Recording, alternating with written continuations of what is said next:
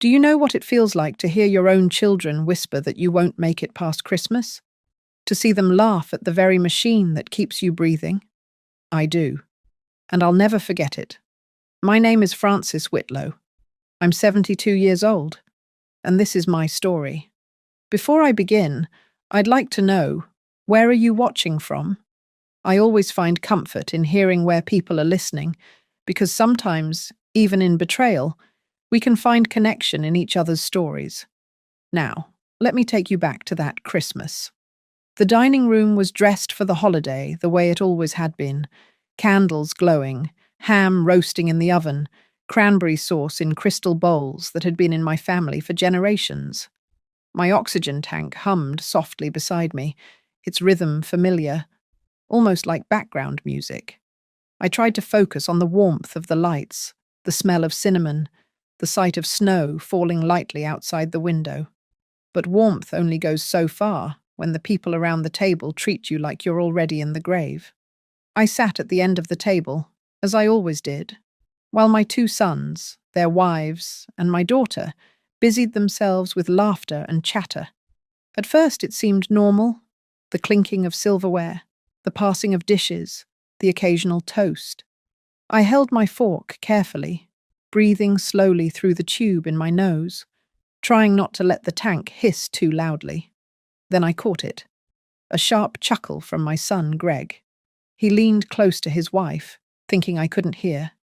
"Don't bother buying Mum a gift next year. She won't be here by then." His wife, always quick to play along, snorted into her wine glass. "Finally, some room in the house once she's gone. Imagine how much easier things will be." I froze. My fork hovered above my plate, hand trembling just slightly. I didn't look up, didn't want to give them the satisfaction of seeing the sting land. But my ears, oh, my ears caught every syllable. Then my daughter chimed in. Sweet-faced, always pretending to be the dutiful child. "At least the inheritance will clear by next Christmas. Might be the first holiday we can actually enjoy without all this." She gestured vaguely at me, at the tank, at the tubes. Laughter spilled around the table. Low at first, then louder, careless. It was like listening to a pack of wolves circling, waiting for the weakest to fall. I took a sip of water to steady my hand. My granddaughter, Emily, my one bright star, sat 2 chairs down. Her eyes widened, her lips parted, and she whispered sharply, "Stop it. She can hear you." But Greg only waved her off. "She hears what she wants. Doesn't matter anyway." I turned my gaze down at the carved ham, its glaze shining under the chandelier.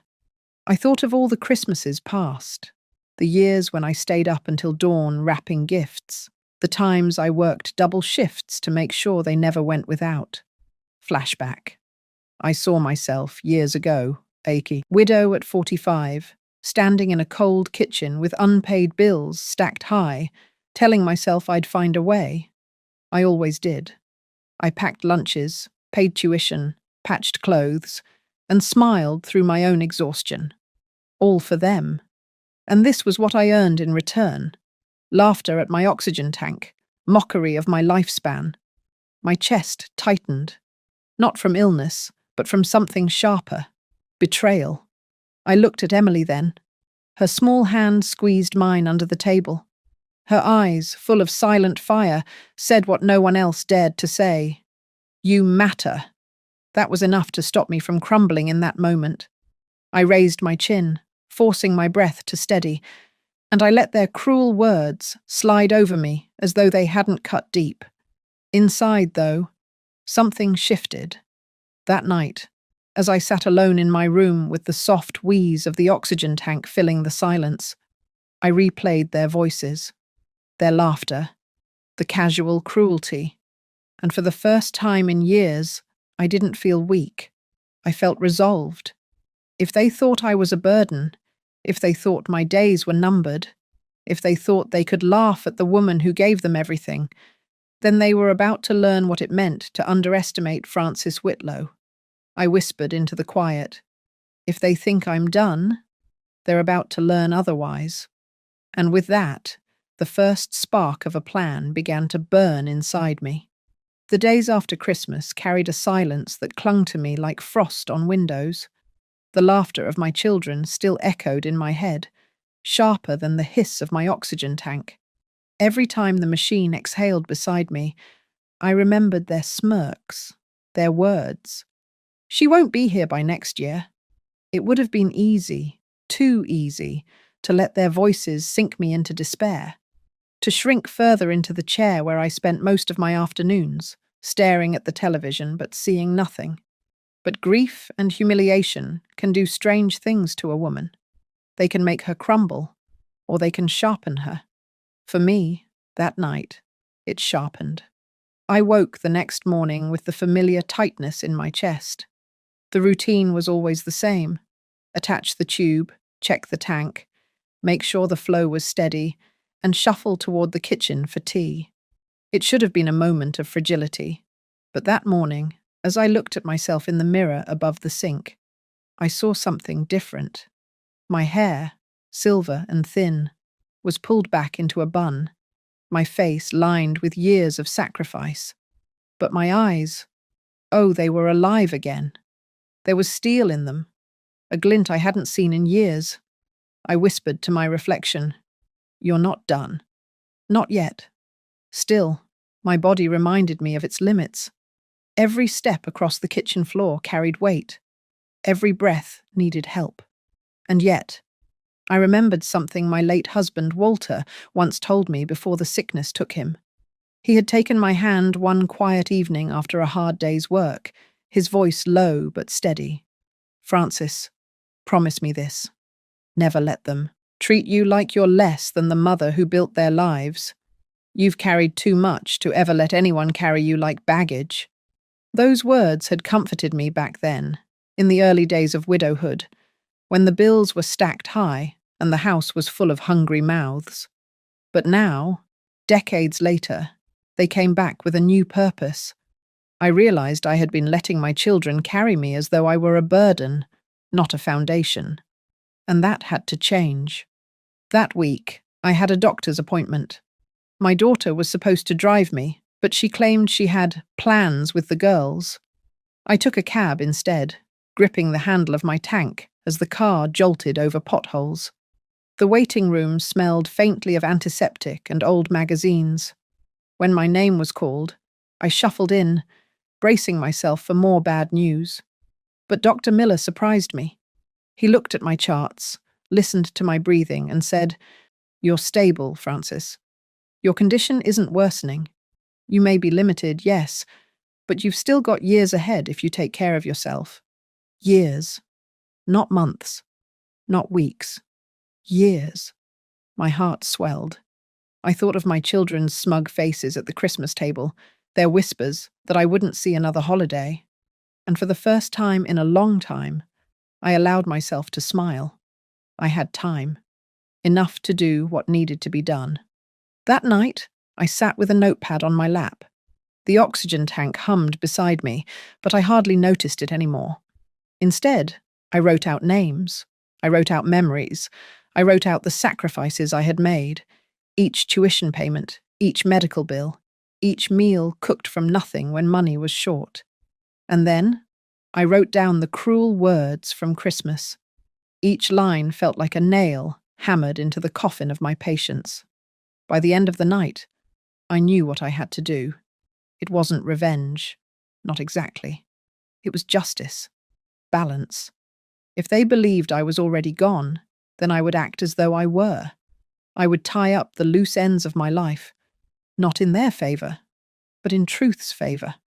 The next morning, I called the only person I still trusted outside of Emily, my lawyer, Mr. Harper. He had handled Walter's estate when he passed, and I had known him for decades. His voice was steady on the phone. "Francis, it's been years. What can I do for you?" I took a deep breath, the oxygen hissing as though punctuating my words. "I need to make some changes. Urgent ones." Quietly, he didn't question me. He simply asked, "When can you come in?" I answered without hesitation, "Tomorrow morning." That night, sleep didn't come easily. I lay in bed, staring at the ceiling, the glow of the streetlight outside painting pale stripes across my blanket. My heart raced, not from illness, but from anticipation. For the first time in a long time, I felt something stir inside me that was stronger than fear. Resolve. They thought I was weak. They thought I was fading. But tomorrow, I would begin proving them wrong. The following morning, the sky was a dull grey, clouds hanging low as though they knew secrets were about to be buried. I rose early, pulled on my warmest wool coat, and carefully adjusted the strap that held my oxygen tank steady at my side. My breath rattled softly through the nasal cannula. But for once, it didn't feel like a weakness. It felt like a drumbeat, pushing me forward. The cab ride to Mr. Harper's office felt longer than usual. Every bump in the road reminded me how fragile my body had become. But my mind was sharper than it had been in years. I clutched my handbag close, where I had tucked documents, account statements, and the last letter Walter ever wrote me. It wasn't evidence. It was armor. When I stepped into Mr. Harper's office, I was struck by how little had changed. Dark wood shelves sagged under the weight of legal tomes, and a grandfather clock ticked steadily in the corner. The smell of old paper and ink filled the room, grounding me in a kind of seriousness that made my resolve solidify even more. He rose to greet me, his hair whiter now than the last time I'd seen him, his glasses perched low on his nose. "Francis," he said warmly, though his eyes searched mine for answers. "It's been too long." I settled into the leather chair across from his desk. Too long, indeed. And I'm afraid I'm not here for a social visit. He folded his hands. "Then tell me what's on your mind." I took a long breath, feeling the cool air rush through the tubes. "My children," I began, my voice steady, though my heart trembled. "They've made it clear what they think of me. They laughed at me, at my oxygen tank, during Christmas dinner. They spoke of inheritance as though I were already in the ground." His jaw tightened, but he didn't interrupt. "So," I continued, "I want to make some changes. Quietly. Thoroughly. I want everything set in place before they even know it's begun." Mr. Harper leaned back, the leather of his chair creaking. "Changes to the will?" "More than that," I said. My fingers tightened on my handbag. "The house. The accounts. All of it." He nodded slowly. "I'll need specifics." I reached into my bag and pulled out the folder of papers I'd prepared the night before. "I want the deed transferred into a trust. Not in my children's names, heaven forbid, but in Emily's. She's the only one who stood up for me. And I want a portion of my savings directed to St. Mary's Shelter. Walter and I always meant to give back someday. This will be our way." For a moment, silence filled the room, broken only by the ticking of the clock. Then Mr. Harper asked, "And your children? You're certain about cutting them out entirely?" I looked him straight in the eye. My voice didn't shake. "They've already cut me out. I'm simply returning the favor with paperwork." He began drafting documents, his pen scratching across the pages. "We'll transfer ownership of the house immediately. As for the accounts, we'll close the joint ones today. Any access they've had will be revoked." The thought made me smile, a bitter but satisfying curve of my lips. I imagined Greg waking up to find the debit card he used for his golf trips declined, or my daughter-in-law realizing her spa money had dried up. Mr. Harper paused, adjusting his glasses. "You know this will cause an uproar, Francis. Families rarely take kindly to being disinherited." I let out a short laugh, rough from years of smoke and sorrow. "Good. Let them choke on it." As I signed each document, I felt a strange calm settle over me. My hand, though shaky from age, didn't falter. With every signature, it was as though I were rewriting the story my children had already planned out for me. They wanted me gone, erased, replaced by what they thought they deserved. Instead, I was giving them something far harsher. Nothing. When the last paper was signed, Mr. Harper slid them into a folder and locked it in his drawer. "It's done," he said firmly. I leaned back, feeling lighter than I had in years. The hiss of my oxygen tank no longer sounded like chains. It sounded like victory. Before I left, Mr. Harper looked at me with a softness that almost undid me. "Francis, you're braver than you think. Most people in your situation would have surrendered by now." I shook my head. "I'm not brave.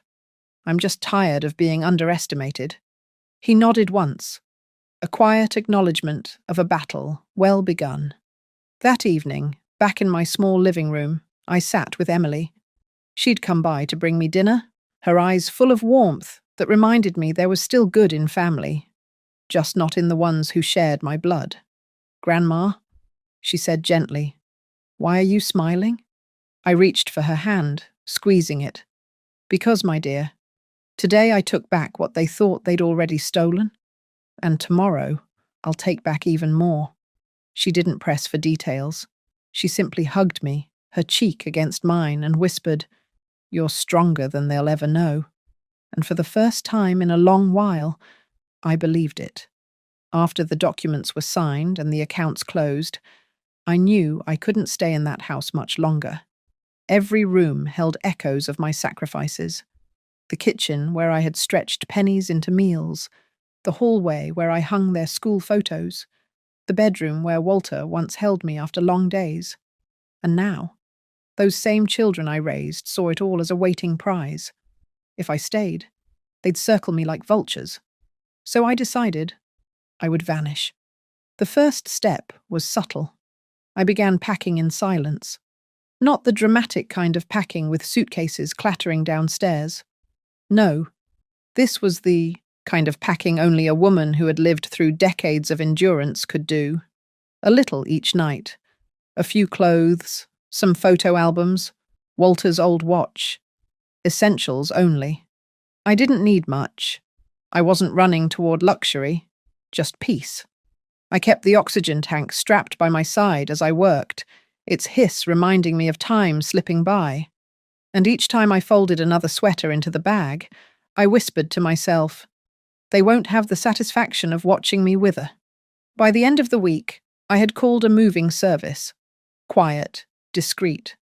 A young man with kind eyes came by one afternoon when my children were too busy to visit, and within 2 hours, the few things I needed were loaded into a small truck. He didn't ask questions when I gave him the address of a coastal town 2 hours away. I left the curtains drawn, the doors locked. Then I unplugged the house phone, turned off my cell, and slid them both into a drawer. My world was mine again. Emily came the night before I left. She had been my confidant through it all, even if I hadn't told her every detail. She walked into the kitchen, her hair falling over her face, her eyes heavy with concern. "Grandma?" she said softly. "Are you sure about this?" I looked at her, my heart aching with both love and sorrow. "I'm not sure of much anymore, child, but I am sure of this. Staying here will kill me faster than any illness. I need peace, and I need them to learn what it feels like to live without me." She hugged me then, tight enough that I felt the strength of her youth in contrast to my frailty. "I'll come visit, no matter where you are," I smiled, brushing her cheek with trembling fingers. "That's all I need. Just one person who remembers who I am, not what I leave behind." When I finally stepped out the door that night, the air was sharp, biting against my lungs. The street was quiet, blanketed in winter's silence. I looked back once at the house, the place I had fought so hard to keep, the place that had nearly broken me. And then I turned away. The ride to the coast was quiet. The driver didn't make small talk, and I was grateful. I leaned against the window, watching the highway lights streak by, feeling like I was shedding years with each mile. By the time we reached the town, dawn was breaking. Seagulls wheeled above the shoreline, their cries sharp against the waves. I inhaled the salt air, and for the first time in months, I felt like I could truly breathe. I rented a modest cottage, white paint peeling a little, shutters hanging crooked, but it had a view of the ocean that took my breath away. The landlord, an older woman with a voice like gravel, asked no questions. She simply handed me the keys. That first night, I sat on the porch wrapped in a blanket, watching the sea roll in and out. The hiss of my oxygen tank blended with the rhythm of the tide, and for once, it didn't feel like a weakness. It felt like a heartbeat. Meanwhile, back home, the storm had begun. Greg tried to withdraw money for a golf trip and found the account closed. My daughter-in-law tried to pay for a spa day and nearly caused a scene when her card was declined. My daughter, ever the planner, logged into what she thought was our joint account, only to find an empty balance. Panic rippled through them. They called each other, voices sharp and accusing. "Did you take it? Don't look at me. Where's Mom? She's not answering her phone." They drove to my house, pounding on the locked door. No answer. Curtains drawn. Silence. Emily told me later how furious they became, circling each other like jackals, blaming one another for whatever Mom was up to. She stayed quiet, protecting my secret. In my little cottage, I lit a candle and smiled. For the first time in years, I was invisible to them. And yet, I had never felt more alive. I wasn't gone, not yet. But to them, to the ones who laughed at me, dismissed me, reduced me to a tank of air, I was already a ghost. And ghosts, as they would soon discover, can haunt in ways the living never could. It had been nearly 6 weeks since I slipped away to the coast. 6 weeks of salt air, quiet mornings, and evenings where the only sound was the ocean rolling in steady waves. I had begun to heal. Not my lungs. No, those were beyond mending. But my spirit. But back in the town I had left behind, the storm was gathering. Mr. Harper had called my children, summoning them to his office for what they assumed was the inevitable, the reading of my will. They hadn't heard from me in weeks, hadn't seen me, hadn't been able to reach me. In their minds, I was gone. And perhaps, in a way, I was. They arrived that morning dressed in black and grey, as though they were attending a funeral. My son Greg in a dark suit that didn't quite fit his growing belly. My daughter Cynthia, with her lips pursed tight, wearing pearls she hadn't earned. And of course, Greg's wife, heels clicking, face painted with an expression of false grief that would have been laughable if it weren't so insulting. Emily was there too, sitting quietly in the corner, her hands folded in her lap. She knew the truth, but she played along, her face composed. Mr. Harper welcomed them into his office. "Thank you for coming. I know this isn't easy." Greg sighed loudly. "Let's just get this over with. We all know what's coming." Cynthia smirked. "Yes, let's. Some of us have lives to return." To the arrogance of their words cut through the room like broken glass. They weren't mourning. They were hungry. Mr. Harper opened the folder on his desk. The crackle of paper echoed in the silence. He cleared his throat. "As executor of Frances Whitlow's estate, it is my duty to inform you of her final wishes." Greg leaned back, smirking. Finally. But the smirk didn't last. Mr. Harper began to read, his voice firm and deliberate. "To my children, Greg and Cynthia, and to their spouses, you have been removed as beneficiaries of my estate." The words fell like stones into the room. Greg's face went red. "What?" "That's impossible," Mr. Harper continued, unbothered by the outburst. "The house located at 214 Maple Lane has been transferred into trust, with sole ownership belonging to my granddaughter, Emily Whitlow." Cynthia gasped, her hand flying to her pearls. "She can't do that."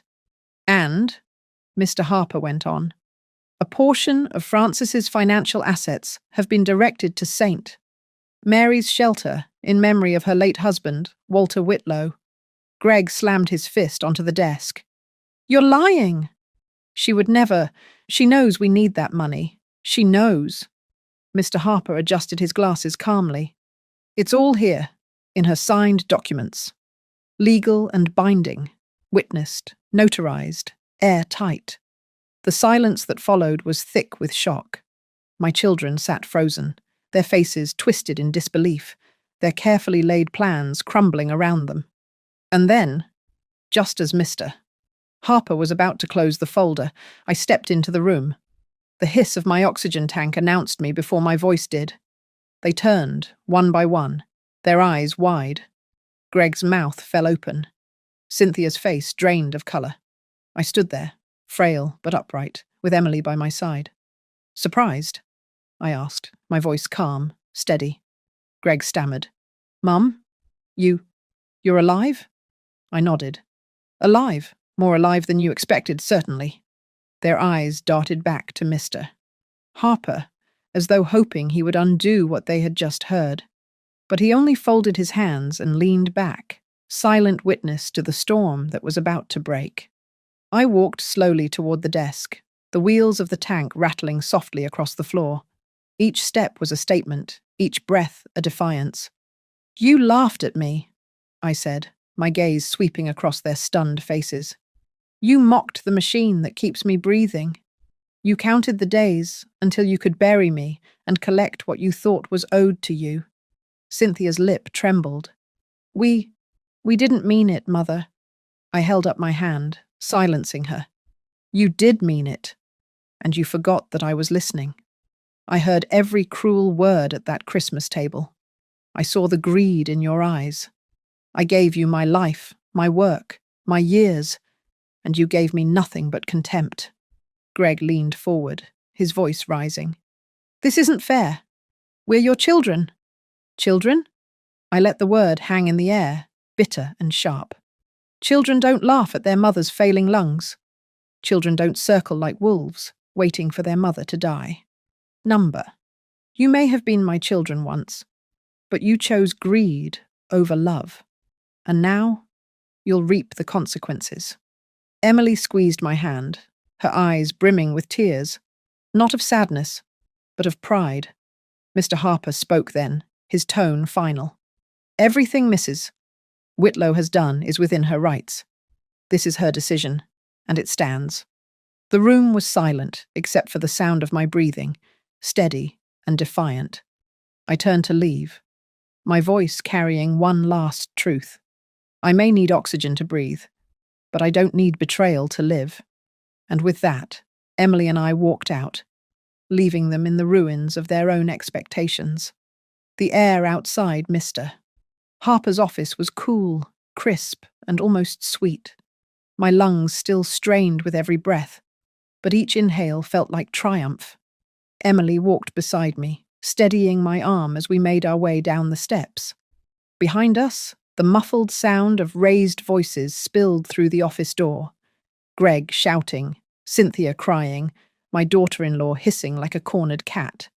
I didn't turn back. I'd spent too many years looking over my shoulder, waiting for gratitude that never came. But their fury didn't end in that office. The very next day, my phone, which I'd left untouched in the drawer, lit up with dozens of missed calls and voicemails. Emily checked them for me, shaking her head as she scrolled. "Listen to this one," she said, pressing play. Greg's voice thundered through the speaker. "Mum, what the hell have you done? You've ruined us. That house was supposed to be ours, our future. You're not thinking straight. Call me back and fix this." Another message, Cynthia this time, her voice brittle with desperation. "Mother, please, this isn't you. People are manipulating you. You're sick. You don't know what you're doing. You can't just cut your own children out like this." And then my daughter-in-law, venom sharp in every syllable. "You selfish old woman. After everything we've done for you, this is how you repay us? You won't last the year anyway. And when you're gone, Emily will regret siding with you." Emily's jaw tightened as she deleted the message. "You don't need to hear this, Grandma." But I smiled faintly. "Oh, I do. Every word proves I made the right choice." The days that followed were filled with their attempts to claw back what they believed was theirs. Letters arrived from attorneys, thinly veiled threats that Mr. Harper brushed aside with ease. "They don't have a leg to stand on," he assured me. "The documents are airtight. Let them waste their money on lawyers. It'll only remind them of what they lost. Greg even showed up at the cottage once." Emily was with me, and when we saw his car pull up, her face went pale. "Stay inside," she whispered, but I shook my head. I opened the door before he could knock. He stood there, face red, suit rumpled, looking less like the successful man he pretended to be, and more like a desperate child. "Mum," he said, trying to soften his voice. "Let's talk. We can work this out. Just transfer the house back. You know I can take care of it. You can stay with us. We'll make it comfortable for you." His words dripped with false kindness. I stared at him, my hand steady on the oxygen tank. "Comfortable? The only comfort I need is knowing my life's work isn't wasted on ungrateful hands. You made your choice at Christmas when you laughed at me. I'm only honoring it." He opened his mouth to argue, but Emily stepped forward, her voice sharp. "Leave, Uncle Greg. You don't belong here." His face twisted, but he turned, muttering curses under his breath as he stalked back to his car. That night, I sat on the porch again, watching the waves. Emily brought me tea, her presence a balm to my battered heart. "They're never going to forgive you," she said softly, almost as if it were a warning. I looked at her, my eyes catching the reflection of the moonlight. "And I'll never forgive them. We're even." She smiled sadly, but then her expression softened. "I'm proud of you, Grandma. You showed them they can't break you." Her words wrapped around me like a blanket. Weeks passed, and slowly the noise quieted. The calls stopped. The letters dwindled. It became clear to them that there was no undoing what had been done. Meanwhile, I found something I hadn't felt in years: peace. I planted herbs in a little box outside the cottage window. I learned the rhythm of the tides, the way the sun dipped below the horizon in a wash of gold and purple. Emily visited every weekend, bringing stories from her life, her laughter filling the small rooms with warmth. And though my health didn't improve, my spirit did. One evening, as we sat together watching the sea, Emily asked, "Do you regret it? Any of it?" I shook my head slowly. "Not for a moment. They thought I wouldn't last until Christmas. They were right, in a way, because the woman they laughed at is gone. What's left is someone they can't use, can't mock, and can't control." The oxygen tank hissed softly beside me, steady as the tide. I looked out over the waves, my voice low but certain. "And when the end does come, I'll know I left this world on my terms, not theirs." Emily leaned her head on my shoulder, and together we watched the night settle in. For the first time in years, I wasn't afraid. The sea has a way of teaching lessons. It never stops moving, never waits for anyone. It erases footprints in the sand as if to say, "You cannot linger in the past forever." That's what I've been learning here, in this little cottage by the coast. Life moves forward, even when people try to chain you to their greed. It's been months since the day at Mr. Harper's office. My children haven't spoken to me since. No visits, no apologies, no sudden change of heart, and I've stopped hoping for any. At first, that silence stung. I'd lie awake at night, oxygen hissing, and wonder, did I go too far? Could I have been gentler? But each time I replayed their laughter at the Christmas table, their mocking voices, I knew the answer. They didn't lose my house. They didn't lose my money. They lost me. And truth be told, they never wanted me. They wanted what I carried. Emily visits often, her laughter filling the cottage like sunlight. She brings fresh bread from the bakery, sits with me by the window, and tells me about her dreams. Real dreams, the kind not tied to greed.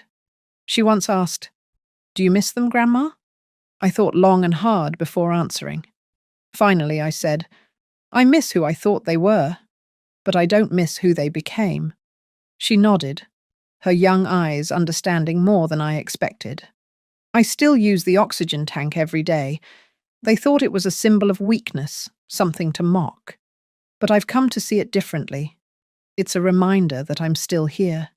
Every hiss of air is defiance. Every breath is a quiet victory. They said I wouldn't last until Christmas. Yet here I am, watching the gulls wheel above the waves as another spring approaches. I'm not gone. I'm just gone from them. Do I forgive them? Number. Forgiveness is a gift, and they never earned it. What I have is closure. Closure means I no longer wait for their calls. Closure means I can sip my tea in peace, knowing they can't touch a single part of me anymore. Closure means that when I close my eyes at night, I sleep without fear of what will happen to my home, my money, or my dignity. Closure is enough. So to you watching this, maybe you've been laughed at, maybe you've been underestimated, maybe your family or friends have treated you like you don't matter. Let me tell you, you do. You always have. Never let them write your ending for you. Write your own. And now I'll ask, just as I did in the beginning, where are you watching from? Share it with me. Because even if betrayal isolates us, even if family fails us, we can still build new connections. We can still matter to one another. This was my story, not of forgiveness, but of freedom.